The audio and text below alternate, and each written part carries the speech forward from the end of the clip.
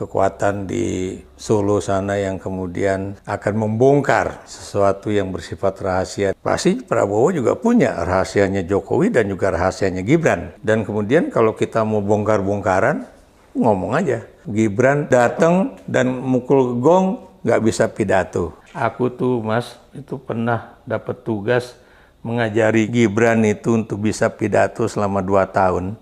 Berhasil? Agak. Bagaimana membersihkan kabinet, bukan cuma dari orang-orang Jokowi, tapi dari orang-orang yang tidak eligible, yang tidak pas untuk menduduki jabatan-jabatan tersebut.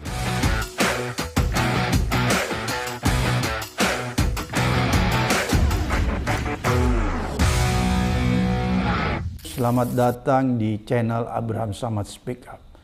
Seperti biasanya netizen, hari ini saya menghadirkan tamu yang luar biasa nih. Ini sahabat kita semua, Prof. Ikrar Musa Bakti. Assalamualaikum. Waalaikumsalam warahmatullahi wabarakatuh. Prof. Ikrar ini ilmuwan politik. Prof, mohon maaf lahir batin. Sama-sama. Selamat merayakan Hari Idul Fitri. Sama-sama. Sehat kan Prof? Alhamdulillah. Di hari yang telah kembali ke fitrahnya nih kita. Insya Allah. Prof, ini kan ada situasi, ada kejadian yang cukup menarik. Ya. Pertemuan Ibu Mega dan Pak Prabowo ya. Sebenarnya sudah direncanakan sekian lama, tapi toh baru terjadi kemarin ya. Ya. Dan pertemuannya cukup lumayan, 1,5 jam. Ya. Tapi banyak kalangan menduga-duga nih isi pertemuan.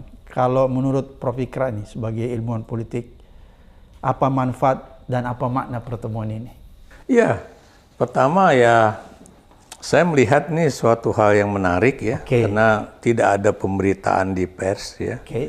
Maksud saya nggak ada itu sampai di sebuah televisi swasta pun itu hanya menduga-duga bahwa ada pertemuan. Hanya dan foto kemudian, aja ya? Iya, dan kemudian itu ada istilahnya itu bagaimana dia mengklarifikasi, nanya sama orang Gerindra, nanya sama orang PDIP. Iya, tadi baru aja selesai. Jadi mereka cuma melihat mobilnya Pak Prabowo itu ya, si Maung Bandung itu keluar dari Tengku Umar lah begitu. Cuma apa isinya? Kita nggak tahu. Oke, Prof. Ikrar, kira-kira kenapa sampai pertemuan ini tidak terpublikasi secara masif? Biasanya kan kalau pertemuan tokoh-tokoh seperti begini ini kan jauh hari sebelumnya sudah biasa disampaikan. Kemudian dipanggil awak media nih, paling tidak mengambil gambar habis itu keluar kan. Ya. Ini kenapa nggak terjadi? Ya, karena tampaknya ya. Atau pertemuan biasa ini silaturahmi biasa atau gimana? Kalau dibilang silaturahmi biasa, kenapa kemudian sampai tertunda-tunda 6 bulan? 6 bulan ya? 6 bulan, karena kan tadinya pertemuannya direncanakan kan sebelum atau setelah pelantikan Pak Prabowo sebagai Presiden Republik Indonesia 20 Oktober 2024 yang lalu gitu kan, sebelum atau setelah itulah ya. Tapi ternyata kan waktu itu ya informasi yang saya dapat itu tidak terjadi, walaupun mereka udah siap menjaga bundaran Tengku Umar gitu kan. Ternyata mobilnya Pak Prabowo balik gitu kan. Karena ada katanya sih dalam tanda kutip kekuatan di Solo sana yang kemudian akan membongkar sesuatu yang bersifat rahasia dari Pak Prabowo dan akhirnya mereka balik gitu. Oke, berarti sebenarnya kalau gitu saya bisa mengambil sedikit kesimpulan bahwa pertemuan Ibu Mega dan Pak Prabowo ini banyak yang tidak menghendaki ya, termasuk mantan Presiden Jokowi. Ya, kelihatannya mantan Presiden Jokowi yang tadinya tidak menghendaki. Cuma kalau sekarang kan ya saya sih ngomongnya belak-belakan aja. Kalau memangnya cuma Jokowi aja punya rahasianya Prabowo, gitu kan? Pasti Prabowo juga punya rahasianya Jokowi dan juga rahasianya Gibran, gitu kan? Dan kemudian kalau kita mau bongkar-bongkaran, ngomong aja.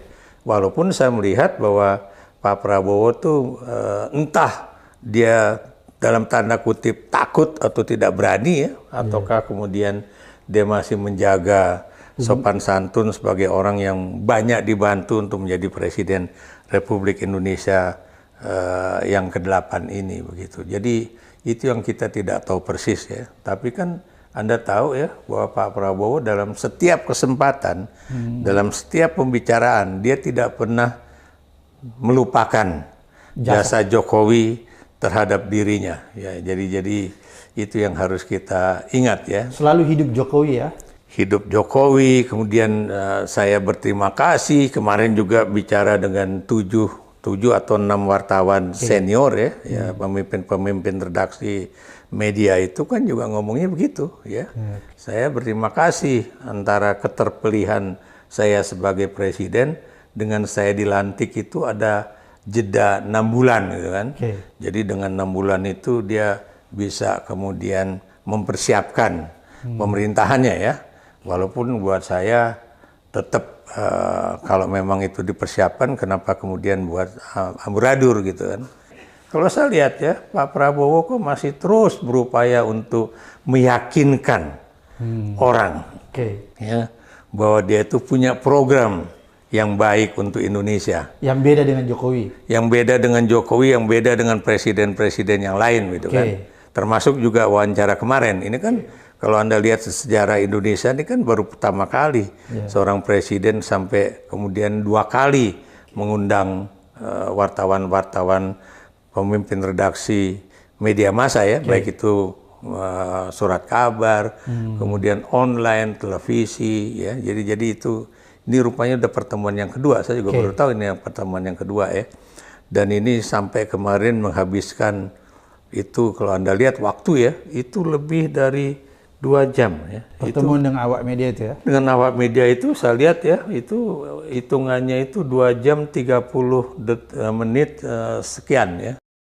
Jadi makan waktu banget ya. Jadi apalagi kalau Anda pakai blocking time tuh berapa biayanya, mahal ya. Tapi saya nggak tahu apakah itu blocking time atau memang TV One itu menyiarkan secara penuh, karena saya lihat memang cuma TV One yang menyiarkan. Saya nggak tahu TV lain ya, tapi saya coba channel Kompas TV waktu itu enggak, Metro TV juga enggak ya. Jadi pada saat itu cuma TV One.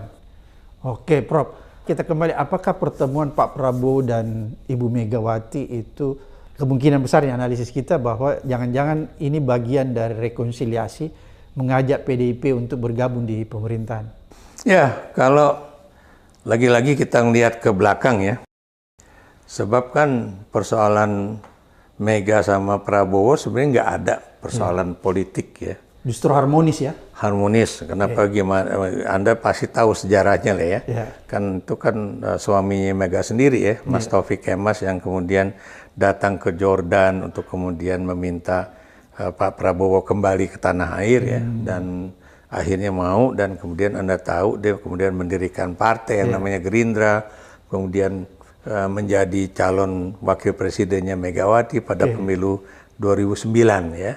Dan setelah itu Anda tahu ya, itu berlanjut ya sampai kemudian menjadi pendukung Jokowi Ahok pada Pilkada DKI ya. Dan yang lucu pada Pilkada DKI dia mendukung Prabowo Ahok, tapi pada 2014 ya, 5 tahun kemudian malah menjadi orang yang berhadapan-hadapan ya dengan orang yang dia bantu gitu kan, untuk menjadi gubernur DKI Jakarta. Memang ini dalam hal ini pemilihan presiden 2014 ya, berhadapan-hadapan Jokowi dengan Prabowo gitu. Prof Ikra, ada nggak kira-kira spekulasi bahwa kemungkinan besar Partai Ibu Mega ini diajak masuk ke dalam koalisi pemerintahan? Ada kalau itu bukan mustahil, pembicaraan itu ada. Ya.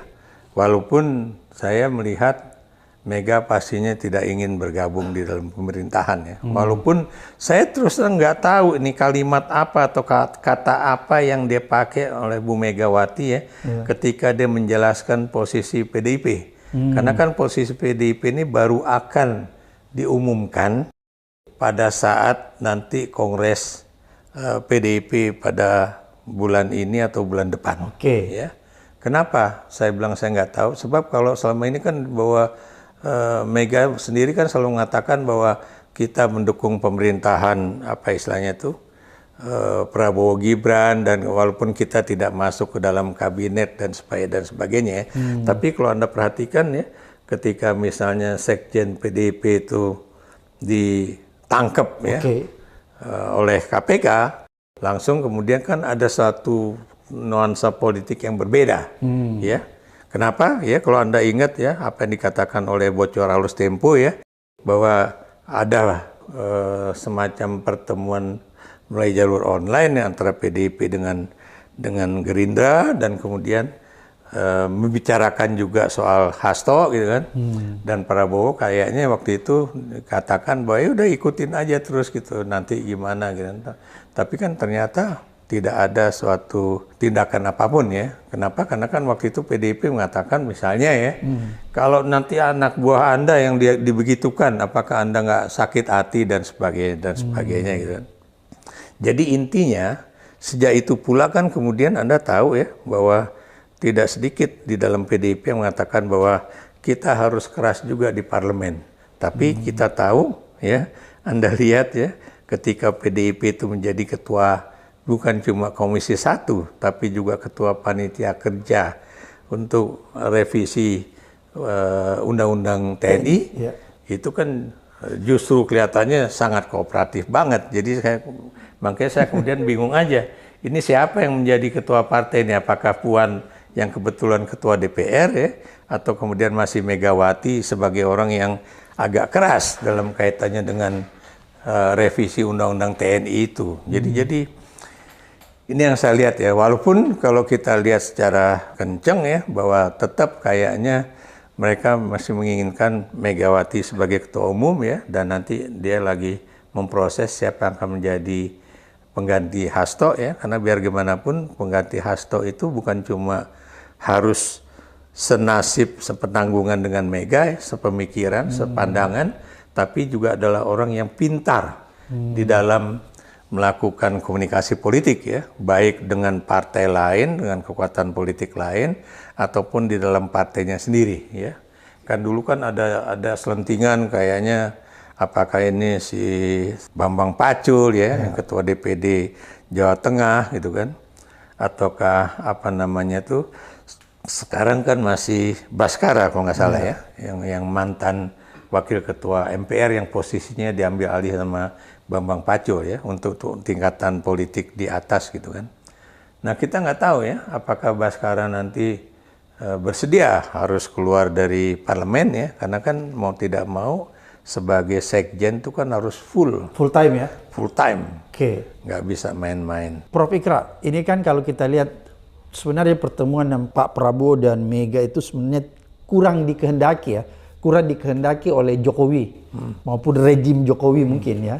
Dan kita tahu bahwa di dalam kabinet Pak Prabowo itu kan masih banyak orang-orangnya Jokowi. Ini terbukti bahwa ada beberapa menteri yang menyempatkan diri bersilaturahmi ke Solo kan. Itu kan menandakan bahwa masih betapa kuatnya nih cengkeraman Jokowi di kabinet Pak Prabowo ya.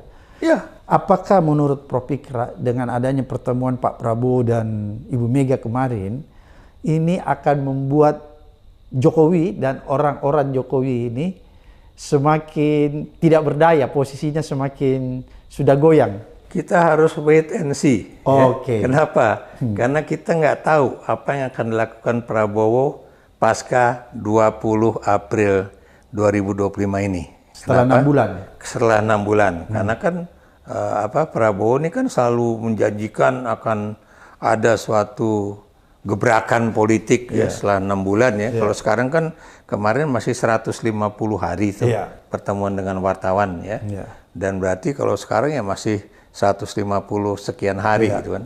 Belum sampai ke 180 ya.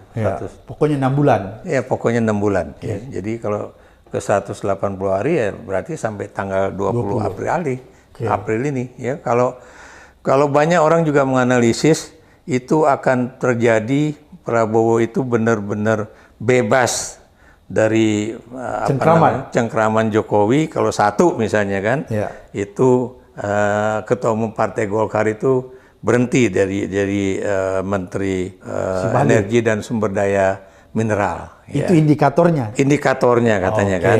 Kenapa kalau ini terjadi, inilah yang kemudian bisa dibilang Prabowo itu punya gigi gitu kan. Kemudian yang lain-lain juga ya, kita nggak tahu bagaimana kemudian menteri-menteri yang lain ya, khususnya yang mereka yang di luar dari KIMS. Kenapa saya bilang yang di luar dari KIMS? Karena kan Anda tahu ya, yang asli KIMS itu kan bukan semua yang sekarang ada di kabinet Jokowi, makanya disebut Kim Plus gitu ya. Kayak PKB itu kan baru masuk gitu ya. Kemudian juga Nasdem juga kita tahu juga baru masuk gitu ya. Terlepas dari tidak sedikit pengamat politik yang mengatakan bahwa tidak mungkin Prabowo itu lepas dari Jokowi ya, karena bagaimanapun Jokowi lah yang kemudian menentukan dia bisa menjadi presiden ya, melalui Gibran ya. Tapi kita lihat juga ya nuansa politik yang ada ya, tidak sedikit ya, atau tidak dalam berapa kali kesempatan politik ya, itu Gibran boleh dikatakan bukan menjadi wakil presiden ya, tapi malah diposisikan sebagai orang yang tidak bisa melakukan hal itu. Makanya kemudian Prabowo kelihatannya menugaskan sang adik ya, Hasyim Djohadikusumo misalnya, kayak waktu peresmian sebuah tempat ibadah dari umat Buddha ya, atau kemudian setelah kasus di waktu Musabaqah Tilawatil Quran itu kan Gibran datang dan mukul gong, nggak bisa pidato ya, padahal kan Musabaqah Tilawatil Quran itu kan suatu yang bersifat umum ya, dan setiap tahun dilaksanakan oleh kita umat Islam di Indonesia ya. Dan itu kan kalau Anda ya, untuk menjadi orang yang harus bicara di depan pembukaan Musabaqah itu kan tinggal, kalau nggak bisa tinggal buka aja YouTube ya, atau Google kan. Mbak Google ya. Mbak Google kan bisa dilihat kan kemarin presiden ngomong apa nih, atau ada yang nuansanya khusus nggak. Jadi as easy as that. Ya. Walaupun memang ada teman saya mengatakan, aku tuh Mas itu pernah dapat tugas mengajari Gibran itu untuk bisa pidato selama 2 tahun. Berhasil? Kagak. Oh, ini menarik. Berarti ada temannya Prof. Ikra yang pernah mendapat tugas mengajari Gibran untuk pidato. Betul. Itu waktu masih jadi wali kota. Waktu dia jadi wali kota. Tapi nggak berhasil itu. Nggak berhasil. Khususnya. Berarti kalau begitu memang Gibran ini standar IQ di bawah kira-kira ya? Saya nggak mengatakan demikian ya, tapi kenyataan lah. Fakta ya? Ya, kalau saya lihat gitu. Makanya kemudian saya jadi bertanya-tanya, jangan-jangan apa yang dikatakan oleh teman-teman ya, bahwa dia itu jangan-jangan tidak lulus SMA dan sebagainya, itu juga perlu dibuktikan ya. Kenapa? Kemudian ya saya beri contoh ya, dia kan waktu itu katanya ikut tes di Australia gitu kan, untuk mempersiapkan tes itu dia harus ikut satu bimbingan belajar lah begitu kan. Tapi kemudian dia memilih untuk kembali ke Singapura gitu kan. Dan kita juga nggak tahu apakah di Singapura itu dia masuk universitas atau bagaimana. Karena ada orang yang bertanya, masa kemudian SMP-nya dia sampai 4 tahun gitu kan. Maksudnya 2 tahun di Indonesia, 2 tahun di Singapura. Gitu. Itu kan menjadi satu tanya besar ya. Dan buat saya hal semacam ini kan tidak bisa lagi ditutup-tutupi. Harus dibongkar ya? Ya, kayak misalnya ada teman ya yang dulu juga berbeda pandangan politik sama saya, dan Anda tahu yang saya maksud ya.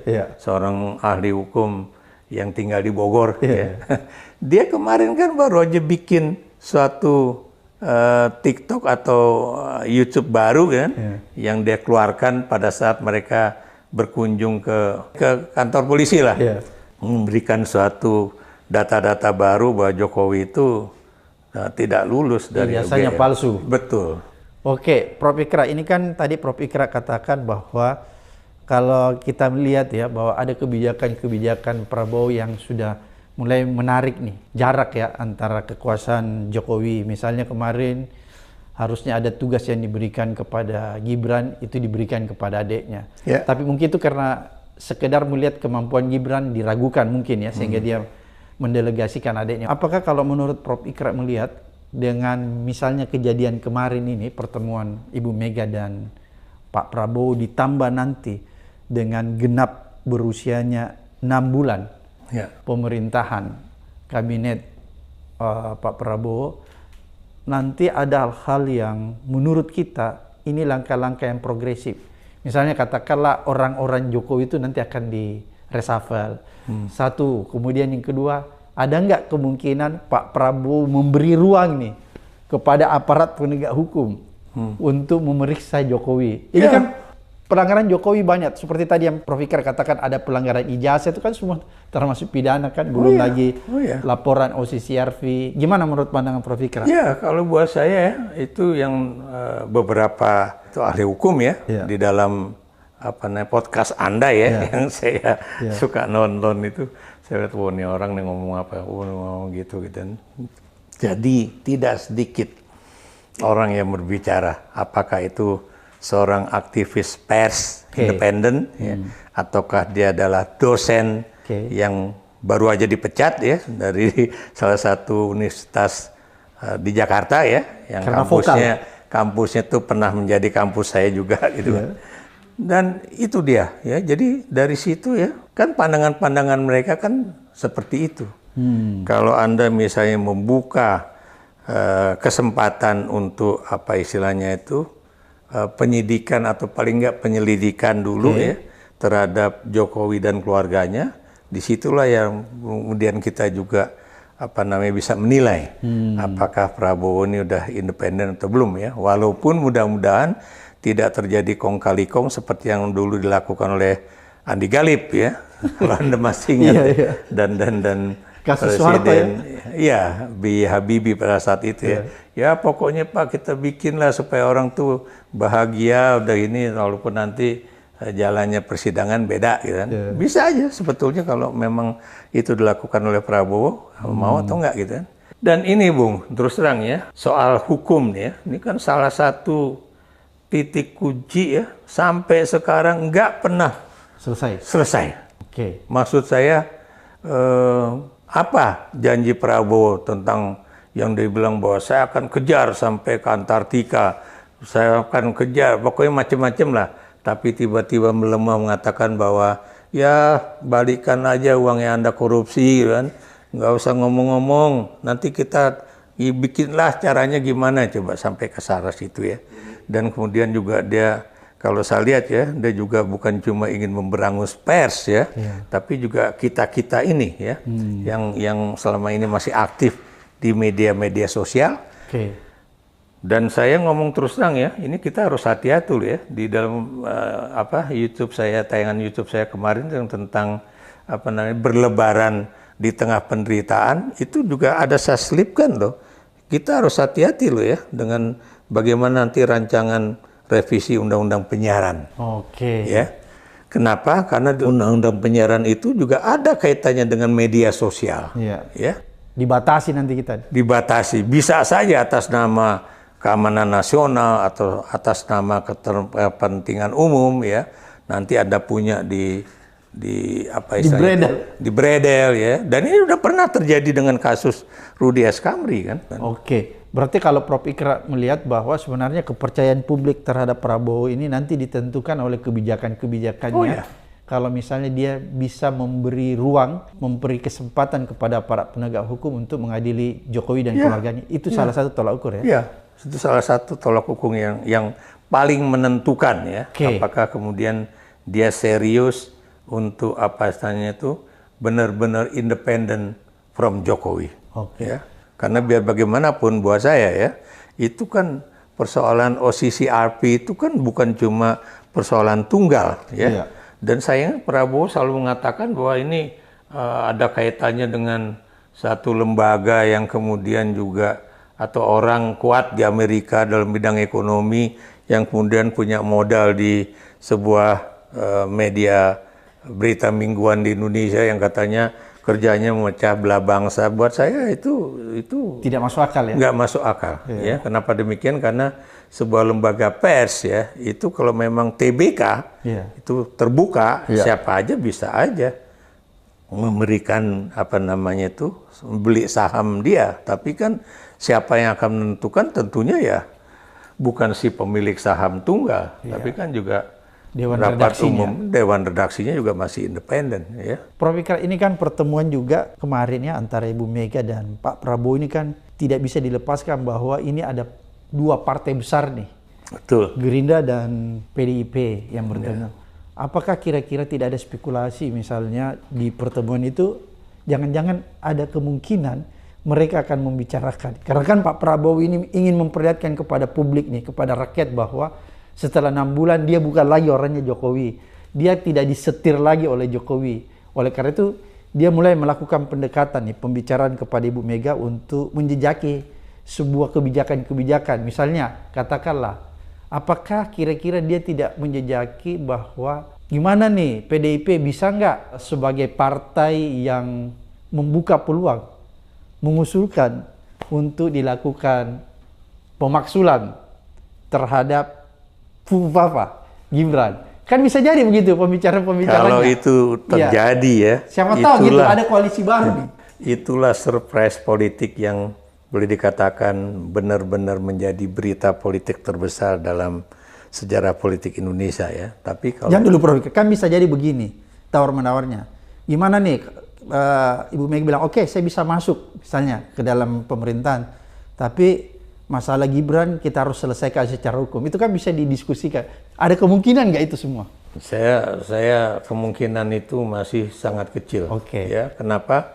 Karena saya melihat ya, Prabowo tuh paling takut untuk melepaskan Gibran ya. Jadi dia biar aja ada di situ walaupun kemudian tidak diberikan suatu tugas-tugas khusus yang sangat penting lah gitu kan. Anda lihat aja misalnya di TikTok tuh kan ada bahwa ini tugas wakil presiden di negeri Konoha gitu kan. Yang Anda lihat itu, Anda nonton, dia ngambil minuman terus kemudian dibagi kepada anak-anak sekolah dan sebagainya. Coba Anda bayangkan ya, apakah memang gitu tugas dari seorang wakil presiden?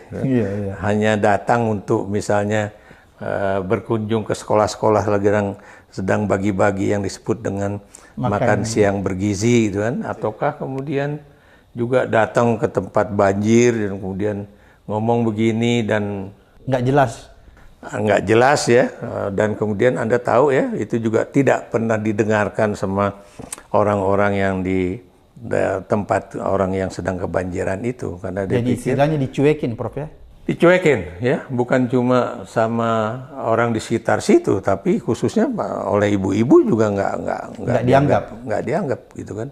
Kenapa demikian? Karena mungkin mereka udah tahu ya, ini pasti ngomongnya seperti copy paste aja. Misalnya kalau gimana caranya untuk jadi wakil presiden? Udah ikutin aja itu yang namanya guru agamamu, lakukan aja itu. Orang pikir lah kalau gitu-gituan sih semua orang juga tahu gitu kan. Oke, jadi kemungkinan kalau menurut analisis Prof Ikra ini sebagai ilmuwan politik, pertemuan kemarin kemungkinan besar tidak membicarakan itu ya? Begini, jadi gini Bung, saya melihat biar bagaimanapun Bu Mega ini cukup kritis. Ya. Oke, jadi mungkin itu semua yang dibicarakan kemarin ya sama Ibu Mega? Bisa saja dibicarakan ya, karena yang jelas kayaknya Bu Mega juga akan lihat ya, dia pengen lihat konkretnya dulu seperti apa. Dan dia tidak ingin melakukan suatu janji-janji politik atau putusan politik ya sebelum Kongres ini ya, sebelum kemudian ada suatu kebijakan konkret dari Prabowo mengenai hal-hal yang diinginkan oleh PDIP. Karena kalau Anda lihat dari perkubuan politik di Kimplas ya bukan mustahil. Yang namanya politik itu kan lawan dan lawan itu kan tergantung kepentingan bersama. Ya banyak juga yang mengatakan bahwa bukan mustahil PDIP, Gerindra dan kemudian Partai Demokrat ya akan menyatu gitu kan. Bukan mustahil ya. Karena dan kalau itu terjadi Jokowi langsung tersingkirkan ya? Oh, tersingkirkan karena biar gimana pun Gerindra itu kan partai nomor 3 terbesar di Indonesia dari segi jumlah pemilih ya.